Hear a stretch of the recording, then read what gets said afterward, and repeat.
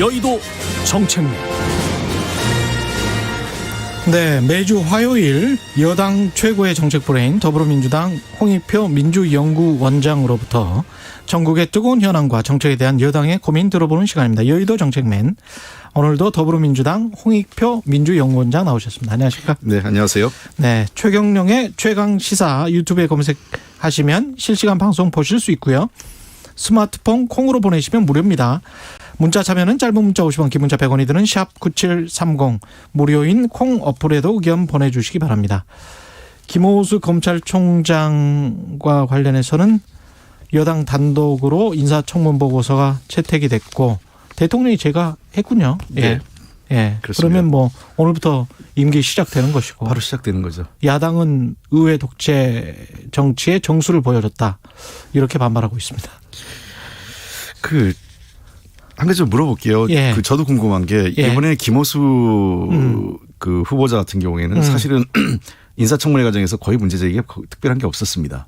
정치적 중립성 가지고 이제 문제 제기를 했고 정관예우 가지고 문제 제기를 했고 이 두 가지였죠. 예. 뭐 근데 정관예우도 그 어떤 예. 소위 얘기해서 그 전현직 그 과거 검찰 출신들 인사에 비해서 그 정도가 크지 않았고요. 예. 그래서 크게 그 자체도 논란이 안 됐고. 예. 그다음에 정책 중립성 문제는 뭐 그냥 저는 정치 공세라고 보고 검찰 내부에서 김오수 씨에 대한 평가는 그렇게 어떤 치우쳐 있거나 그렇게 인사로 보이지 않는다는 거죠. 예. 그리고 청문회를 했으면 예. 그 처음처럼 청문회를 거부하든가 야당이 저희도 야당 때 여러 차례 그 인사청문회도 하고 부적격 인사라는 의견을 냈지만 인사청문회를 하면 인사청문회 결과 보고서를 채택하는 거는 예. 야당의 권리가 아니라 그건 책무입니다. 국회의 책무입니다. 예. 그럼 아예 처음부터 인사청문회를 거부하거나요. 근데 인사청문회를 해놓고 보통 우리가 저도 야당 때 어떻게 했냐면 청문 결과 보고서 이렇게 들어갑니다. 네. 적격과 부적격 사유가 들어가요. 병기합니다. 예. 그렇게 해서 그럼에도 불구하고 부적격 사유가 있음에도 불구하고 임명을 하는 것은 임명권자인 대통령의 정책 부담을 갖게 되는 거죠. 그렇죠. 예. 그런데 지금 최근에 그 국민의힘이 야당이 되고 나서 반복적인 행태는 국회가 당연히 해야 할 걸 안 하면서 그것을 여당과 그 대통령의 뭐 국회 무시라고 얘기하는데 강행이라고 이야기하고. 예. 그러니까 이 청문 보고서 채택 자체를 안 하겠다는 거죠. 그러면 차라리 인사청문회 안 하는 것도 맞죠. 인사청문회는 하고 청문 보고서는 채택하지 않겠다.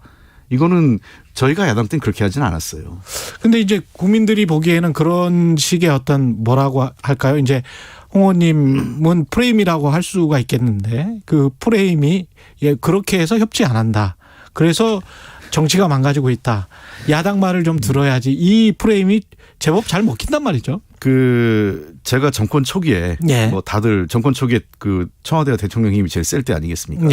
제가 산업이 여당 간사인데 장관 후보자를 부적격 처리했어요. 저도요. 야당이 하는데 막질 않았죠. 제가 보기에는 저희도 할 건 합니다. 그러나 그때도 제가 그때 야당한테 자꾸 설득한 건 그다음에 이제 또 다른 후보자가 왔는데 아니 그 청문 보고서를 우리는 부적격으로 그 당시에 당신들이 채택했으면 새로운 사람이 왔으면 적격 부적격이든 채택을 해야 될 거 아니냐 하는데 청문 보고서 자체 채택을 안 하려고 하는 건 좀 잘못됐다는 얘기입니다. 그러니까 그러면 야당이 국민의힘이 처음부터 청문 보고서 채택을 안 하려는 목적이죠. 안 하려고 했었다. 네. 예.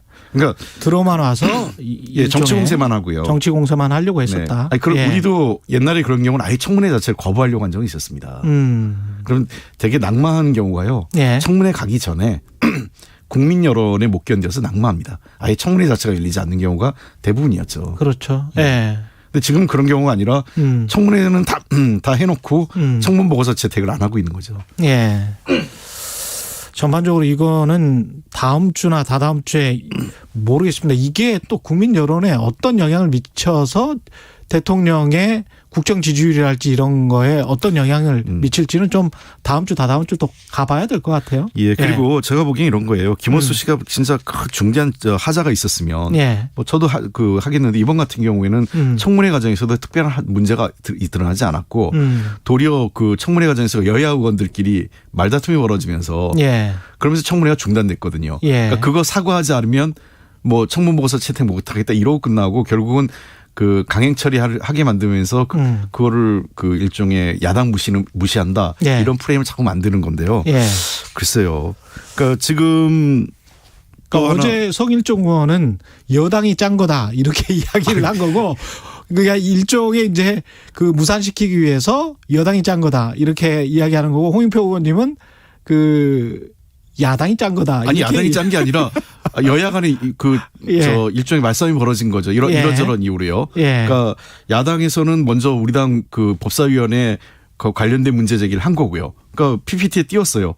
이미 야당 의원이 먼저 그렇게 제기를 한 거죠. 예. 그러니까 여당 의원도 자기와 관련된 거니까 또 맞대응을 한 겁니다. 그래서 서로 하니까 이제 그 문제 야당 의원이 얘기할 때 우리 당 의원이 가만히 있었던 건데 예. 우리 당 의원이 하니까 야당에서 펄쩍 뛰면서 파탄이 난 건데 그러니까 청문회 과정에서 그건 여야 간의 정책 입장으로부터 그 싸움이 난 건데 예. 그거를 후보자의 인사청문 결과서 채택 문제로 가는 거는 적절치 않죠. 예. 그러니까 정치는 예. 저는 그렇습니다. 야당도 반대할 수 있고요. 예. 부적격 인사 임명하는 거에 대해서 뭐 그 여당이 강행할 때 잘못한 경우도 좀 있었다고 생각을 합니다. 예. 그러나 상습적이고 반복적으로 그 청문 보고서 채택 자체를 아예 원천적으로 안 하려고 하는 그런 행위가 반복되는 거는 그 모르겠어요. 그쪽이 혹시 여당 됐을 때 저 정부 여당이 됐을 때 우리도 동일하게 하면 그때 가서 뭐라고 그러겠습니까? 또 내로남불에 걸리는 거 아니겠어요? 청문회를 예. 청문회답게 해야지 자꾸 이렇게 정치 공세를 말면 안 된다고 생각합니다. 예. 부동산 관련해서 이제 좀 여쭤봐야 될 것 같은데 재산세는 6억에서 9억으로 그 감면해 주는 거 0.05% 포인트 그거 인하해 주는 거 이거는 하기로 했고 종부세는 지금 특이안만 나와 있고 정부랑 어떻게 다 합의가 돼 있습니까? 글쎄 아마 종부세, 양도세? 글쎄요. 아마 논의 중에 협의 중에 있는 것 아직도 같고 그렇죠. 예, 그런 것 같습니다. 예. 근데 관련해서 그 특이안과 관련한 비판이겠죠. 특이안은 나왔으니까 주진영 열린민주당 최고위원이 신랄하게 비판을 했어요. 뒤죽박죽이다. 뭐 재산세는 내려주고 종부세는 왜 또 그대로 뒀냐. 방향성이 모호하다. 뭐 방향성을 모르겠다. 이런 비판인데 어떻게 보십니까? 글쎄 제가 뭐 주진영 최고위원님 말씀에 일일이 또 반박하기는 그렇고 예. 아마 저 전체적으로 그 예. 종부세나 그 거래 양도세와 관련된 부분은 과세 공정성과 관련된 문제니까 좀 더 신중하게 논의를 좀 더 해보자 하는 그런 취지가 아닌가 생각을 합니다. 제가 종부세와 양도세는 예. 일단 유보를 한 게. 예. 예. 예. 그 준영 최고위원께서는 무슨 의미로 말씀하셨는지 모르겠는데 예. 그 종부세하고 양도세를 다 해줘야 된다는 의미인지 그 깎아줘야 된다는 얘기인지. 그 정책 기조를 유지하든지 예. 아니면 뭐 어떻게 하든지. 근데 이게 방향성이 모호했다. 뭐 이런 방향성을 모르겠다. 뭐 아니 아직 결정이 안 났는데 당연히 그러니까 결정 나지 않은 상황을 갖고 예. 결정하지 않았으니까 잘못했다라고 비판하는 거는 좀 그런 것 같고요. 어쨌든 뭐 제가 알기엔 열린민주당 입장 자체가 양도세나 그 종부세 완화에 대해서는 반대하는 것으로 제가 알고 있는데 그 최광욱 대표나 이런 분들 그렇죠. 예. 예. 그래서 그 모르겠어요. 주진희 최고의 입장이 뭔지는 정확히 모르겠지만 예. 제가 아는 열린민주당 입장은 도리어 우리 당보다 예. 종부세나 양도세에 대한 훨씬 더 원칙적인 입장으로 제가 알고 더 있습니다. 원칙적인 입장. 예. 예. 어쨌든 그 재산세 양도세 그 6억 구간은 조금 낮추는 거고 양도세와 종부세 문제는 지난번에 여러 차례 제가 말씀드렸지만 이건 과세 공정성의 문제도 관련돼 있으니까 예. 조금 더 신중하게 그 데이터를 갖고 접근할 필요가 있다 이런 얘기를 말씀드렸습니다. 종부세는 그래서 어떻게 될 것 같습니까? 양도세랑. 글쎄 조금 조정될 가능성은 있는데 예. 그 경우에도 충분히 예. 그 근거 자료를 보여드리면서 예. 그 설명을 해야 될 것 같고요. 또 하나 문제는 이제 이 계속 공정성 문제가 나오는 것들은 이렇게 되면 또 다른 그에 대한 이제 반대되는 사례 나오거든요. 예를 들면 잘못하면 이제 또 똘똘한 한 채 얘기가 나오는 예. 이런 얘기도 있고 하기 때문에 종부세를 낮춰주면 예. 그렇죠. 예.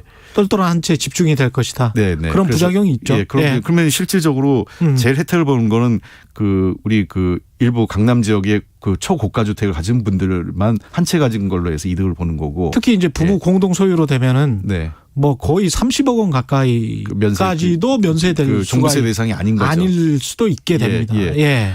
근데 이제 아시겠지만 이 종부세 문제를 저 헌법재판소에서 그때 그 대법원에서죠. 대법원에서 저 위헌이라고 판결을 했기 때문에 법원에서 즉 그 합산 부부 세대 합산이나 부부 합산을 못하게 해놨지 않습니까? 그렇죠. 인별이죠. 예, 인별로 하다 보니까 이런 여러 가지 문제가 지금 걸려 있어요. 그래서 이걸 어떻게 할 거냐 하는 문제가 조금 저희들로서는 고민스러운 문제죠. 예. 그러니까 전체적으로 차라리 그러면 합쳐서 주진영 최고가 얘기하신 것처럼 재산세하고 종부세를 합쳐서 세금을 하면 상당히 세율이 높아질 수도 있는 문제가 있는 거고요. 그렇죠. 예. 예. 이거는 좀 더 두고 봐야 되겠다. 네. 무주택자 LTV 론투 밸류죠. 그러니까 뭐 주택 가격 대비해서 대출 받는 건데 네. 그걸 이제 40% 완화해 주겠다. 그리고 하지만 이제 DSR은 그대로 남아 있단 말이죠. 자기 전체 소득 따졌을 때 원리금 상환 네. 이거는 남아 있기 때문에 사실은 LTV를 높여줬다고 하더라도 그러더라도 DSR 때문에 그렇게 많은 대출은 받지는 못하는 그런 상황인 거죠 지금. 이 문제는 그 실무적으로 예. 문제를 풀 수 있습니다. 그래요? 예, 예. 예. 그래서 제가 지난번에 금융위에서 정책위 의장할 때 보고를 받은 내용이 있고 해서 예. 그렇게 그런 우려들을 좀 걷어낼 수 있는 그 장치를 좀 고안을 하고 있고요. 예. 그래가지고 실제 LTV, DTI 완화가 무주택자, 장기 무주택자에게는 최초 구매자나 이런 분들에게 대해서는 조금 더 그 본인이 선택할 수 있도록 예. 하겠다라는 얘기죠. 근데 지금 자꾸 이제 오해가 되는 거는 그 LTV, DTI를 전체 국민에게 완화하는 것처럼 오해가 되니까 좀 다른 거고 이거는 대상을 한정해서 장기 무주택자하고 최초 구입자에 하나는 거기 때문에 장기 무주택자와 예. 최초 구입자. 예. 예. 그래서 상당히 제한적으로 해서 요 DSR도 좀 그 경우는 좀 탄력적으로 운영을 할 것으로 제가 알고 있습니다. 그렇군요. 근데 이제 이거를 뭐 더 완화해 달라고 하는 측은 아마도 뭐 돈이 좀 있으셔서 집을 좀 사고 싶어 하는 예. 장기 무주택자나 뭐 무주택자 또는 청년 세대 중에서도 뭔가 받을 게 있는 네. 그런 사람들인 것 같고 또 한편으로 집값이 하향 안정화되기를 바라는 사람들은 이것보다는 집값이 지금 금리 상황이나 이런 거를 보면 집값이 내려야 되는 건데 저걸 금리가 앞으로 좀 오를 것 같은데 이걸 대출 규제를 완화해 줘서 꼭지에 물리게 되면 어떻게 하나? 이런 걱정을 하시는 분들도 있단 말이죠. 네. 예. 그러니까 그런 문제들이 결국은 그 시장 경제에 있어서의 그 어떤 경제 주체는 본인의 판단, 본인들의 선택이죠. 선택이죠. 예. 그래서 이 정부가 이거를 확 풀어줘서 모든 사람에게 가는 건 아니고요. 그래서 그러나 꼭 구입하고자 하는 분들도 계십니다. 그래서 그런 그렇죠. 분들에 대해서만 예. 약간의 길을 그렇겠죠. 무주택자에 한해서만 예. 길을 열어주는 거지.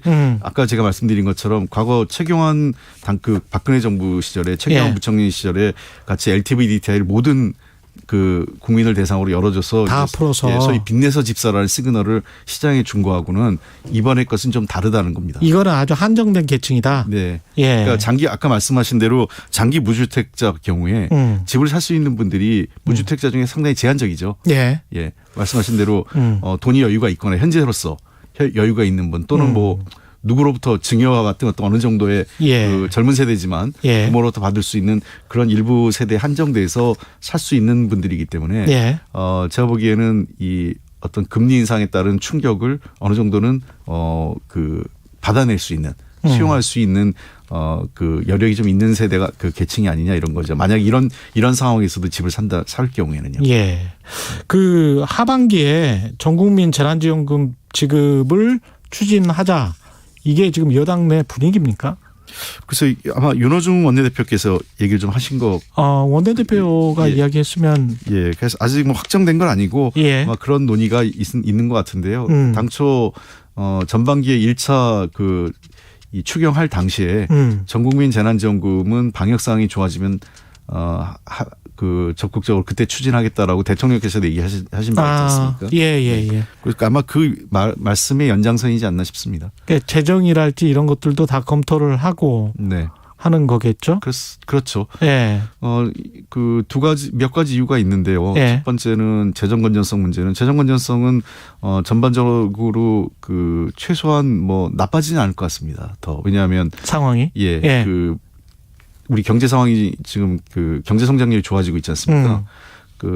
아마 경제 성장률이 4% 이상 나오고 디플레이터까지 해서 명목 성장률이 한 6% 중후반 정도 나온다면 예. 추가적으로 국채를 꽤 상당 부분의 국채를 발행한다 하더라도 그 국가 재정 건전성이 그렇게 나빠지지 않을 거고요. 그렇게 해서 좀 경제 성장률을 더 높여보자는. 더 할 수도 있고요. 그리고 두 예. 번째는 지금 현재 수출과 이런 설비 투자 이런 건 좋거든요. 예. 지금 조금 더 회복돼야 될 부분이 여지가 남아 있는 게 소비 진작입니다. 국내 소비요. 예. 그러니까 국내 소비를 작년 1월 우리가 1차 재난지원금을 지급했을 때 전 국민에게 지급했을 때 승수 효과가 매우 컸었거든요. 예. 그걸 감안하면 아마 이 국내 소비 진작 차원에서 그게 단순히 자꾸 비용이라고 생각하고 국민 이게 재정이 악화된다 이런 얘기하는데 포퓰리즘 이야기하고 그렇죠. 예, 그렇게 비판하는 분들도 계시지만 경제적 측면에서도 승수 효과가 매우 높은 것으로 지금 보입니다. 그러니까 특히 어려움을 겪고 있는 자영업이나 중소상공인들한테는 그분들에게 직접 돈을 주는 것도 좋지만 그 예. 이전에 시장에 돈이 풀려서 뭔가 시장에서 이렇게 이 유통이 금이 또 돈이 좀 활발하게 거래된다면 자영업 어떤 침체된 자영업의 활성화에도 크게 기여하지 않을까 생각되고 하반기에 지금 백신 상황이 굉장히 빠르게 개선되고 있지 않습니까? 예. 그래서 백신도 맞고 그다음에 하반기에 이제 한 7월 이후에 5인 미만 모임이나 시간 제한 이런 것들도 좀 완화된다면 예. 저는 국내 소비가 상당히 살아날 여지가 있기 때문에 저희가 정책적으로 한번 고민해야 될 문제가 아닐까 생각을 하고요. 예. 그리고 또 하나는 야당도 고민해야 되는 게 지금 여야 의원이 다 공히 얘기하고 있는데 손실보상과 관련돼서 1년 전까지 소급하자 이런 얘기 하고 계시잖아요. 예. 그럼 소급하자고 얘기하면서 그러면 상당한 재원이 필요할 텐데 그 재원을 어떻게 마련할지는 얘기 아무도 안 하세요. 그렇죠. 그러면 야당은 지금 대규모 국채 발행에 대해서는 부정적이죠. 안 된다. 그러니까 예. 소급해서 돈을 주자고 얘기하면서 돈을 마련할 수 있는 방안은 반대하고 있었기 때문에 예. 저는 사실은 1년 전까지 소급해서 손실보상을 하자라고 할 때의 전제는 그거를 그러면 돈을 어떻게 마련할지에 대해서는 솔직하게 국회에서 논의가 할 필요가 이야기해보자. 있죠. 예. 정치권 이야기를 좀 해야 될 것 같은데 조국의 시간 회고록 출간 두고 민주당 내에서는 어떻습니까? 글쎄 제가 이와 관련돼서 특별히 얘기를 해본 바는 없고요. 예. 저는 조국 전 장관 입장에서는 자기가 해야 될 얘기가 있을 거고요. 예. 준비했던 것 같고 예. 어떤 얘기를 해도 자신의 얘기가 왜곡되거나 언론에서 또 이 일방적으로 곡해되는 부분이 있기 때문에 자기의 얘기를 하고 싶었던 것 같고 저는 그 부분은 도리어 조국 장관이 그 책을 비판하기보다는 조국 장관의 책에 대한 팩트 체크를 하는 게 우선이지 않을까 싶어요. 언론도. 그렇죠. 회고록이니까. 예. 예. 본인의 입장을 기술한 건데 그것이 팩트가 잘못됐으면 잘못된 대로 비판하면 되는 거지. 그렇습니다. 그 책이 나온 것 자체를 왜 냈냐 이렇게 얘기할 필요는 없다고 생각을 합니다. 예. 모든 사람들이 정치공학적으로 생각할 필요는 없을 것 같아요. 예. 예. 제가 보기에는 민주당 입장에서 더 정치공학적으로는 불리한 거 아니에요. 이 화두가 계속 대두가 되면. 저는 그걸 유불리로 따질 문제는 아니라고 생각을 하고, 저는 조국 장관 누구에게나 표현의 자유와 정치적 의사를 밝힐 입장이 있기 때문에, 예. 조국 장관의 책이 나온 거고, 저는 그 책을 저도 아직 안 봤는데요. 예. 그 책을 한번 꼼꼼히 보고 싶어요. 보고, 예. 저는 우리 사회가 한번, 지금 1년이 좀 지났는데, 한 2년 가까이 2년 참 돼 가는데, 그때 있었던 시간을 좀 꼼꼼하게 복귀해 볼 필요는 있지 않나 생각을 합니다. 여당 입장에서는 이준석 돌풍, 이준석 당대표가 되면 네. 좀 곤혹스럽지 않습니까? 글쎄요. 상황이. 혁신이나 쇄신의 이미지가 어떻게든 국민의힘 쪽으로 가는 것 같은 그런 느낌이잖아요. 저는 국민의힘이 네. 쇄신을 해서 건강한 정당이 되면 나쁘지 않다고 생각합니다. 그게 우리한테도 또 자극제가 될 수 있기 때문에 예. 다만 걱정스러운 거는 저는 이준석 현상이 그렇게 새삼스럽거나 새롭지 않아요. 새롭지 않다. 예. 예. 왜냐하면 이미 예상됐던 현상이 아닌가 싶은 게요. 우리보다 한 10여 년 전에 이런 현상이 나타난 게 이제 유럽에서 많이 나타났는데 예. 유럽의 정치를 보면 유럽이 장기 불안과 청년 실업이 높아지면서 나타난 현상이 극우화 현상이었어요. 정치권 전체가. 예. 그리고 그 극우 정당에서 젊은 정치인들이 많이 배출됐고, 그러니까 예. 주로 이제 이 반페미니즘, 그다음에 반난민주의, 그러니까 그다음에 어떤 차별, 인종주의 뭐 등등을 내세우고, 그다음에 정치적 포퓰리즘을 그 굉장히 강조하면서 각국의 이제 그 유럽에서 대거 젊은 정치인들이 등장을 합니다. 우리하고 예. 좀 다른 거는 그 사람들이 좀 그 극우 정당을 만들어서 등장한 사람들이 많은 반면에 우리 내에서는 지금 이제 그 젊은 정치인이 현 유력 야당에서 나왔는데 예. 저는 이준석 현상이라는 게 어느 정도는 우리 사회의 그 경제적 불평등, 양극화, 그리고 33 그 젊은 세대의 불만들이 집약된 결과라고 생각하는데 과연 이것을 그 어떤 얼만큼 우리 사회의 미래지향적인 가치로 잘 만들어서 할 것이냐가 저는 이준석 어떤 후보자 현재까지는 대표가 되면 예. 잘 우리의 사회의 긍정적 에너지로 바꿔줬으면 좋겠다는 기대감은 좀 갖고 있습니다. 그게 어떻게 될지는 좀 더 지켜봐야 되고요. 예, 알겠습니다. 여기까지 하겠습니다. 네네. 예, 말씀 감사하고요. 여의도 정책맨 더불어민주당 홍익표 민주연구원장이었습니다. 고맙습니다. 네. 공정, 공익, 그리고 균형. 한 발짝 더